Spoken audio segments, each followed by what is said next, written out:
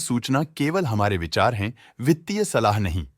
निर्णय लेने से पहले खुद शोध करें।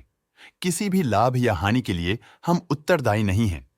आज हम देख रहे हैं आईटीसी लिमिटेड के 2024-25 Q3 की standalone financial performance. Starting with the sales, पिछले क्वार्टर से सेल्स में -5.5% का डिक्रीज हुआ है, मगर कंपनी ने पिछले साल के मुकाबले 11% का सेल्स इंक्रीज रिपोर्ट किया। Expenses -4% quarter on quarter decrease हो गए हैं, जो साल भर के 19% के राइज के साथ अलाइन करता है। एक्सपेंसेस में डिक्रीज अच्छा है, लेकिन सेल्स में डिक्रीज निराशा की बात है। ऑपरेटिंग प्रॉफिट, जो पिछले साल के कंपैरिजन में -3% डाउन हुआ है, quarter on quarter around -8% decrease हुआ है। ऑपरेटिंग प्रॉफिट मार्जिन (ओपीएम) एनुअल बेसिस पे -5% से डिक्रीज हुआ है और पिछले क्वार्टर के कंपैरिजन में -1% से डिक्रीज हुआ है। एक्सेप्शनल आइटम्स को ऐड करके अदर इनकम पिछले क्वार्टर के कंपैरिजन में 84% बढ़ गई, बावजूद इसकी ईयरली ग्रोथ 43% हुई है। इंटरेस्ट एक्सपेंसेस पिछले क्वार्टर से -49% डाउन हुआ, लेकिन ईयर ओवर ईयर डिक्रीज -39% हुआ है।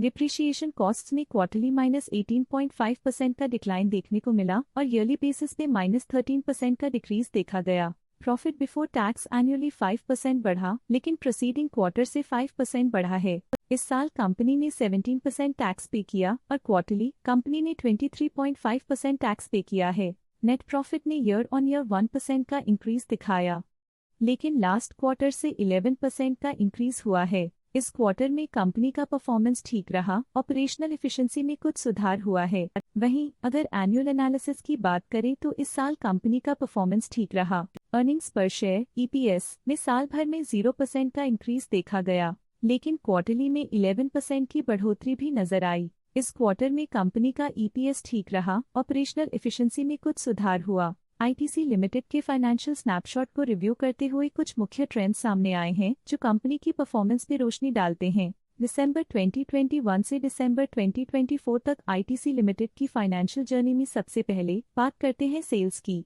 इस साल सेल्स में 7% की वृद्धि हुई है और पिछले 4 सालों में 30% की वृद्धि हुई है, जो एक निरंतर अपवर्ड ट्रेंड को दर्शाता है। पिछले 3 साल से सेल्स लगातार बढ़ती जा रही है, जो मार्केट एक्सपेंशन और कंज्यूमर डिमांड में वृद्धि को दर्शाता है। अब बात करते हैं एक्सपेंसेस की। इस साल एक्सपेंसेस 11% बढ़े हैं और 4 सालों में 28% का इजाफा हुआ है। इस साल हालांकि एक्सपेंसेस सेल्स से थोड़ा ज्यादा बढ़े हैं, मगर ग्रोथ रेट्स का करीब होना स्टेडी ऑपरेशनल कॉस्ट को दर्शाता है। ऑपरेटिंग प्रॉफिट का सफर स्टेडीली ऊपर चढ़ रहा है, इस साल 0% की बढ़ोतरी के साथ, और पिछले 4 सालों में 35% का नोटिसेबल राइज हुआ है। पिछले 3 साल से ऑपरेटिंग प्रॉफिट लगातार बढ़ रहा है, जो कॉस्ट मैनेजमेंट और ऑपरेशनल कुशलता को दर्शाता है। नेट प्रॉफिट का सफर ऊपर की ओर चल पड़ा है, इस साल 1% की चढ़ाई के साथ पिछले 4 सालों में 41% की शानदार वृद्धि हुई है। पिछले 3 साल से नेट प्रॉफिट लगातार बढ़ रहा है, जो फाइनेंशियल हेल्थ को मजबूती देते हुए इन्वेस्टर्स का ध्यान आकर्षित करता है। इस साल ईपीएस ने ऊंचाइयों को छुआ है 0.5% की वृद्धि के साथ, जो पिछले 4 सालों में 39% की मजबूत वृद्धि पर आधारित है। पिछले 3 साल से अर्निंग्स पर शेयर (ईपीएस) में लगातार इजाफा हुआ है, जो प्रॉफिट ग्रोथ को मजबूती देते हुए शेयर होल्डर वैल्यू को बढ़ा रहा है। चलिए अब बात करते हैं शेयर होल्डिंग पैटर्न की। आईटीसी की शेयर होल्डिंग रिपोर्ट्स कुछ इस प्रकार की हैं, जो दिसंबर 2024 के 31 तक चलता है। ये रिपोर्ट कंपनी के शेयर्स की डिटेल्ड जानकारी देता है, जिसमें promoters, promoter groups, foreign investors, public investors और सरकारी एंटिटीज शामिल हैं।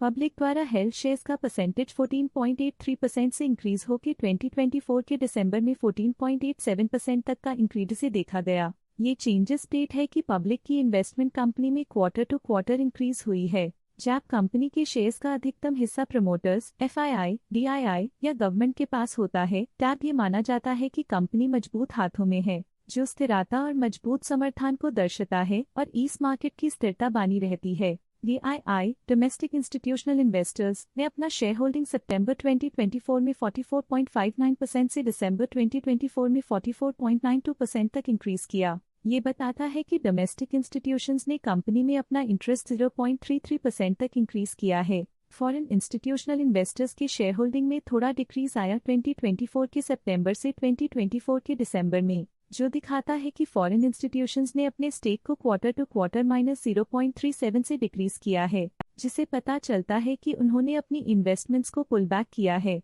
ये था कंपनी का करंट शेयर होल्डिंग पैटर्न। अब नजर डालते हैं आईटीसी के स्टॉक रिकमेंडेशन पे। लॉटस स्टॉक का करंट प्राइस 464.25 रुपीस चल रहा है। केआर चोकसी ने स्टॉक की बाय रिकमेंडेशन दी थी। उन्होंने स्टॉक का टारगेट प्राइस 494 का अनुमान लगाया था। रिकमेंडेशन के समय स्टॉक का प्राइस 418.45 चल रहा था, जो करंट प्राइस से 20.5% अप है। मोतीलाल ओसवाल ने स्टॉक की बाय रिकमेंडेशन दी थी। उन्होंने स्टॉक का टारगेट प्राइस 550 का अनुमान लगाया था। रिकमेंडेशन के समय स्टॉक का प्राइस 441.4 चल रहा था, जो करंट प्राइस से 27.6% अप है। प्रभुदास लिल्लधेर ने स्टॉक की बाय रिकमेंडेशन दी थी। उन्होंने स्टॉक का टारगेट प्राइस 530 का अनुमान लगाया था। रिकमेंडेशन के समय स्टॉक का प्राइस 441.4 चल रहा था, जो करंट प्राइस से 23% अप है। शेर खान ने स्टॉक की बाय रिकमेंडेशन दी थी। उन्होंने स्टॉक का टारगेट प्राइस 595 का अनुमान लगाया था। रिकमेंडेशन के समय स्टॉक का प्राइस 477.1 चल रहा था, जो करंट प्राइस से 23% अप है। आनंद राठी ने स्टॉक की बाय रिकमेंडेशन दी थी। उन्होंने स्टॉक का टारगेट प्राइस 560 का अनुमान लगाया था। रिकमेंडेशन के समय स्टॉक का प्राइस 487.95 चल रहा था, जो करंट प्राइस से 18.8% अप है। आज के लिए फाइनेंशियल सेक्टर में इतना ही। देखने के लिए धन्यवाद। स्टॉक लेटेस्ट न्यूज अपडेट के लिए चैनल को सब्सक्राइब करें और वीडियो को लाइक एंड शेयर करें।